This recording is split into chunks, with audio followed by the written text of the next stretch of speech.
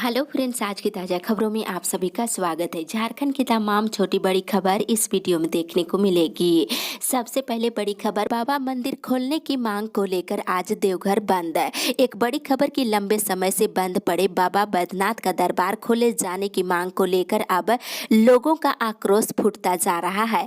पंडा धर्म रक्षणी सभा की ओर से बाबा बैद्यनाथ मंदिर आम श्रद्धालुओं के लिए खोले जाने की मांग को लेकर सोमवार को देवघर बंद का आह्वान किया गया है।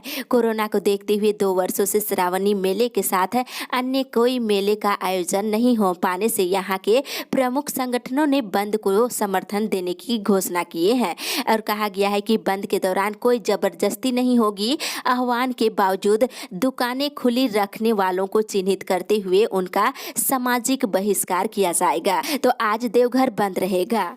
इसी के साथ ही अगली बड़ी खबर, मैट्रिक इंटर की कंपार्टमेंटल की परीक्षा का इंतजार की घड़ी खत्म है। एक बड़ी खबर की मैट्रिक और इंटर में फेल स्टूडेंट्स का इंतजार की घड़ी समाप्त हो गया है। झारखंड एकेडमिक काउंसिल ने पूरक परीक्षा का शेड्यूल जारी कर दिया है।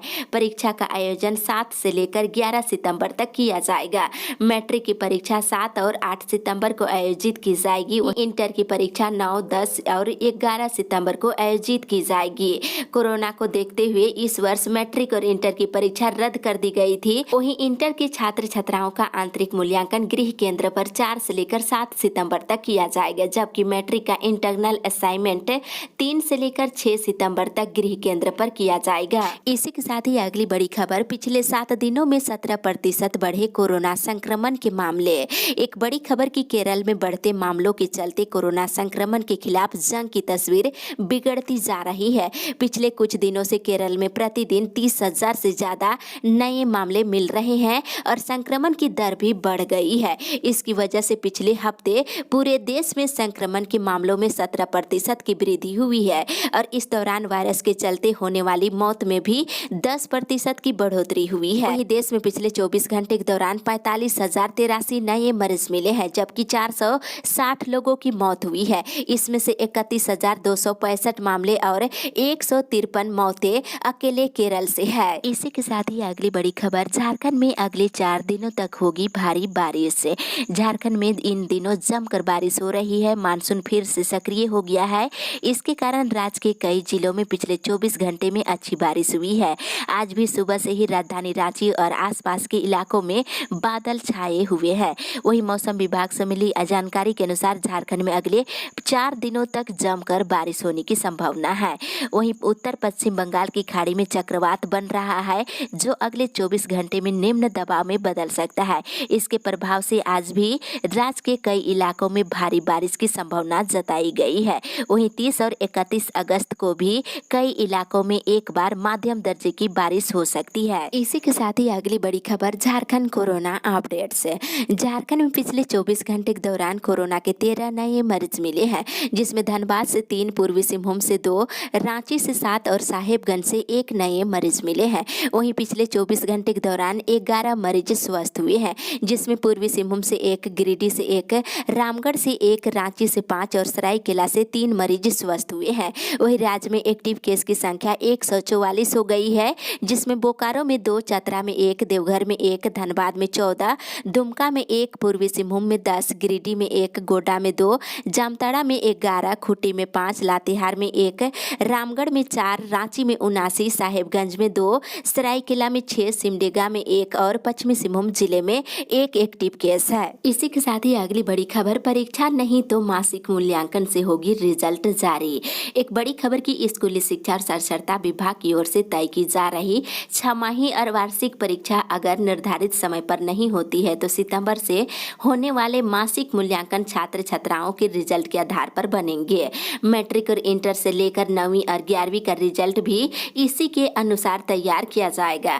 कोरोना संक्रमण की तीसरी लहर की आशंका को देखते हुए शिक्षा विभाग ने इसकी तैयारी शुरू कर दी है। शिक्षा विभाग ने मासिक मूल्यांकन में आने वाले अंक स्कूलों में रजिस्टर्ड करने को कहा है। वहीं दूसरी ओर कोरोना संक्रमण के बढ़ने पर छमाही और वार्षिक परीक्षा नहीं होने की स्थिति में छात्र छात्राओं को अगली कक्षा में प्रोन्नत करने में परेशानी हो सकती है। ऐसे में मासिक मूल्यांकन से छात्र छात्राओं को अगली क्लास में प्रमोट करने में में सुविधा होगी और पहली से लेकर 8वीं कक्षा तक के छात्र छात्राएं शिक्षा के अधिकार के तहत बिना परीक्षा के भी अगली क्लास में जा सकते हैं। इसी के साथ ही अगली बड़ी खबर, ओबीसी को मिले 27% आरक्षण।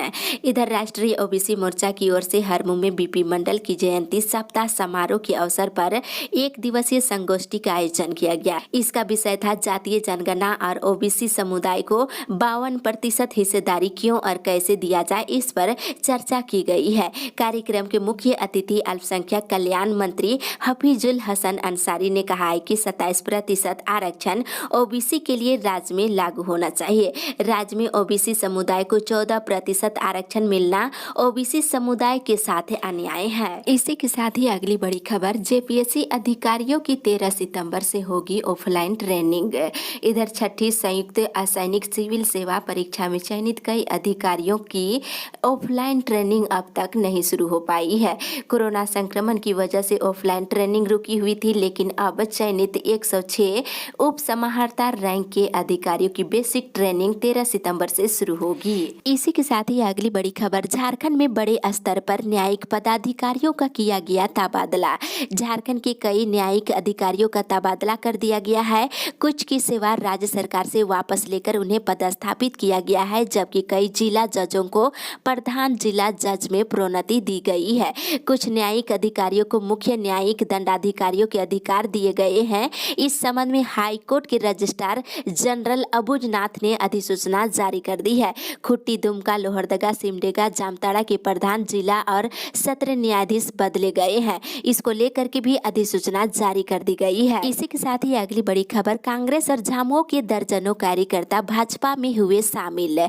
बोकारो, हजारीबाग और गिरिडीह से आए विभिन्न दलों के दर्जनों कार्यकर्ताओं ने रविवार को भाजपा का दामन थामा है।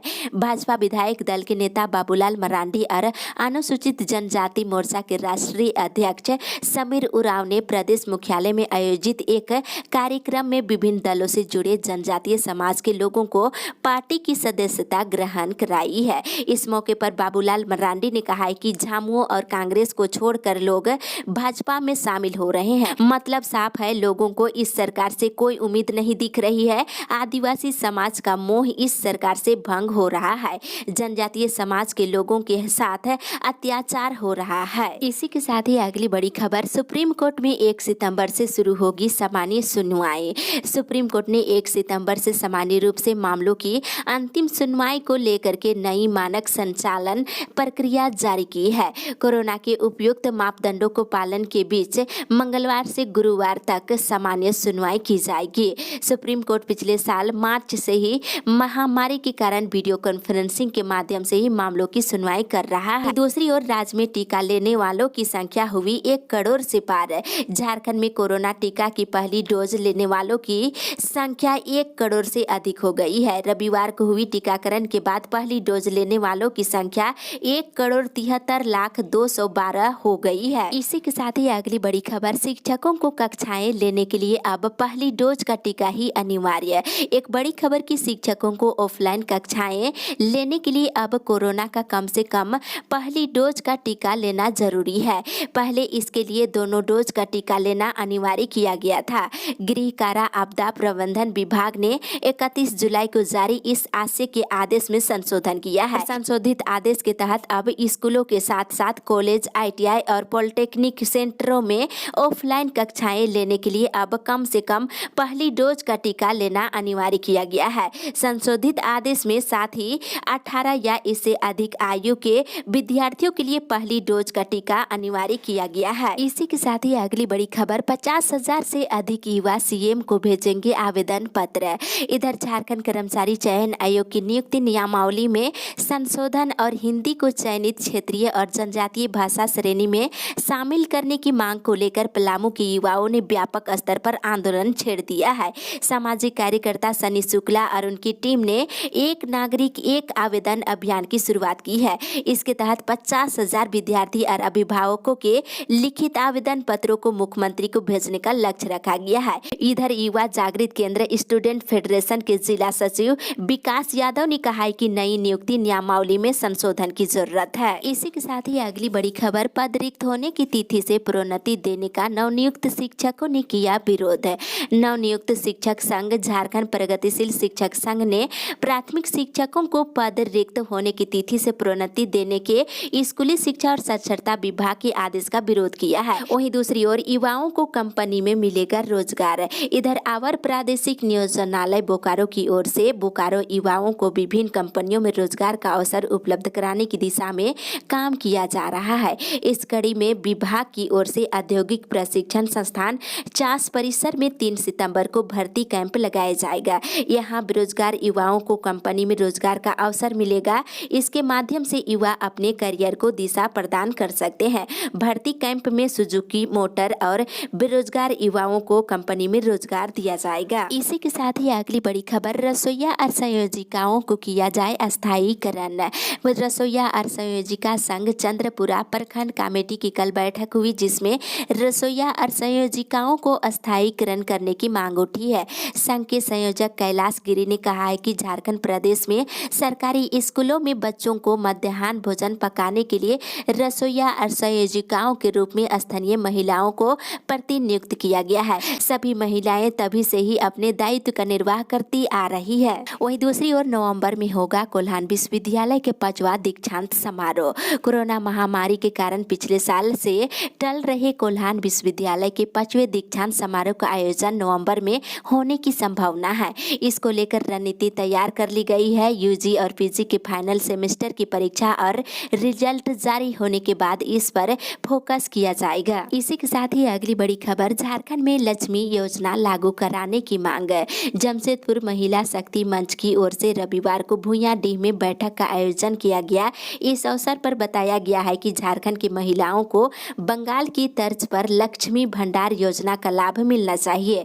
और बता दें, बंगाल की मुख्यमंत्री ममता बनर्जी ने 1 सितंबर से बंगाल के हर घर की मुख्य महिला सदस्य के खाते में 500 से 1000 रुपये तक मासिक भेजने का निर्णय लिया है, जो सराहनीय कदम है। उन्होंने कहा है कि इस बैठक में कहा गया कि झारखंड सरकार को भी इस दिशा में कदम बढ़ाते हुए महिलाओं को आर्थिक रूप से मजबूत करना चाहिए। सरकार से लक्ष्मी भंडार योजना लागू करने की मांग की गई है। इसी के साथ ही अगली बड़ी खबर, स्वास्थ्य विभाग में 413 पदों पर करेगा बहाली। बता दें, इधर स्वास्थ्य विभाग राज्य भर में कुल 3756 पदों पर कर्मचारियों को नियुक्ति करने को लेकर फैसला लिया है। इसमें से 413 पद पूर्वी सिंहभूम जिले के लिए है। जिले में स्वास्थ्य कर्मियों के 413 पद रिक्त है और सिविल सर्जन से ये मांग की गई है कि यदि इन रिक्तियों के अलावा अन्य भी पद है तो इसके बारे में सूचित किया जाए। राष्ट्रीय स्वास्थ्य मिशन के अभियान निदेशक ने सिविल सर्जनों को पत्र लिखकर रिक्त पदों के बारे में जानकारी मांगी है। इसी के साथ ही अगली बड़ी खबर, संघ ने की अस्थायीकरण करने की मांग। झारखंड राज्य सरकारी मोटरयान चालक संघ की बैठक रांची के नेपाल हाउस स्थित चालक कक्ष में रविवार को हुआ है और प्रदेश अध्यक्ष प्रकाश जायसवाल की अध्यक्षता में आयोजित बैठक में राज्य और जिलों के अनुबंध और दैनिक वेतन भोगी चालकों की समस्याओं और मांगों पर चर्चा की गई है। खास तौर से 10 वर्ष से भी अधिक समय से अनुबंध पर सेवारत और दैनिक वेतन भोगी चालकों के अस्थायीकरण की मांग उठी है और समान काम के लिए समान वेतन देने की मांग की जा रही है। इसी के साथ ही अगली बड़ी खबर, राजस्व बढ़ाने के लिए ट्रेनों में सख्ती से होगी जांच। रेलवे प्रबंधन के खिलाफ यात्रा करने वाले सावधान हो जाए। अब ट्रेनों में सख्ती से टिकट की जांच की जाएगी, क्योंकि ट्रेनों में ओपन मूवमेंट और स्क्वाड ड्यूटी करने वाली यानी कि टीटी टिकट निरीक्षक प्रतिदिन लक्ष्य के साथ जुर्माना वसूलेंगे। चक्रधरपुर मंडल रेलवे ने टाटानगर समेत सभी स्टेशनों के टिकट निरीक्षक को जुर्माना वसूली का लक्ष्य दिया है ताकि रेल मंडल का राजस्व बढ़ा सके। वहीं दूसरी ओर रेल कर्मियों में शिक्षा भत्ता नहीं मिलने से आक्रोश। टाटानगर रेलवे के विभागों में करीब 200 कर्मचारियों को शिक्षा भत्ता नहीं मिला है। इससे carriage man, yard, washing line और लॉन्ड्री के साथ ही अन्य विभागों के ग्रुप सी और डी कर्मचारी आक्रोशित है। सूचना के अनुसार पहली बार ऐसा हुआ है कि शिक्षा भत्ता की राशि का भुगतान सभी को एक साथ नहीं किया गया है। इधर शिक्षा भत्ता नहीं मिलने से नाराज रेल कर्मी चक्रधरपुर मुख्यालय में ज्वाइंट अपील करने की तैयारी में है। इसी के साथ ही अगली बड़ी खबर, सेल कर्मियों को पिछली बार से ज्यादा मिलेगा bonus. Steel Authority of India Limited SAIL के कामगारों को इस साल बोनस के मद में पिछले साल से ज्यादा रकम का भुगतान किया जाएगा। ऐसा इसलिए है क्योंकि कंपनी को इस साल 2020-21 के वित्तीय वर्ष में बम्पर मुनाफा के साथ चालू वित्तीय वर्ष की पहली तिमाही में 3600 करोड़ रुपये से ज्यादा का लाभ हुआ है। वहीं दूसरी ओर मनमानी के खिलाफ आंदोलन की चेतावनी। CCL hire vehicle contractor association Dhori area की कल बैठक हुई है। हायरिंग से जुड़े सभी गाड़ी मालिकों ने सीसीएल ढोरी प्रबंधन की मनमानी पर जमकर विरोध किए हैं। वाहन कंट्रैक्टरों ने कहा है कि प्रबंधन हायरिंग बिल का समय पर भुगतान के बजाय नए नियमों और शर्तों को लगाकर परेशान कर रही है। प्रबंधन का ऐसा ही रवैया रहता है तो वाहन मालिक सभी वाहनों का परिचालन पूरे एरिया में ठप करने की चेतावनी दिए हैं।